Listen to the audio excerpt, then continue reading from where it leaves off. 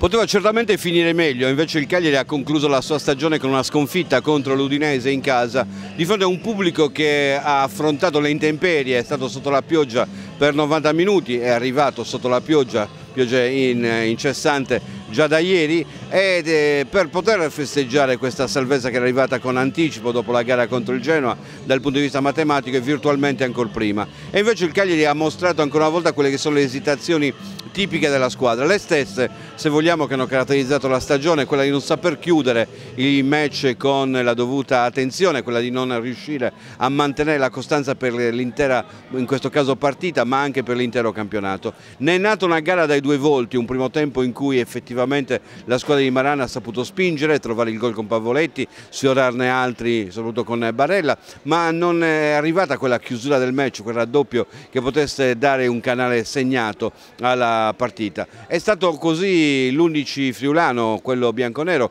che è entrato in campo nel secondo tempo con un piglio diverso. Cagliari che non ha saputo affrontarlo, ha percepito il pericolo su un gol annullato a Pussetto, ha avuto la sensazione che qualcosa potesse non andare bene con una parata di Cragno che aveva spedito la palla sul palo, una conclusione ancora dalla zona destra dell'attacco bianconero, ma poi si è fatto sorprendere da un cross sbagliato di Alfredson e lì un pizzico di sfortuna. Neanche quello però ha destato il Cagliari, neanche il pari, tant'è vero che a segnare poi il gol del vantaggio è stato l'Udinese, che ha continuato a giocare a differenza di quello che ha fatto la squadra di Maran. Quindi il 2-1 che è andato avanti fino nel finale, quando ci si è resi conto troppo tardi che la partita la stavi perdendo e rischiavi di perderla, non regalando ai tifosi quello che desideravi, e cioè la possibilità di essere rincuorati ancora una volta dei 1000 sacrifici che si fanno e, se volete, dell'acqua che in questo caso hanno dovuto subire per l'intero match. Un Cagliari da 6,5 potremmo dire nell'intera stagione,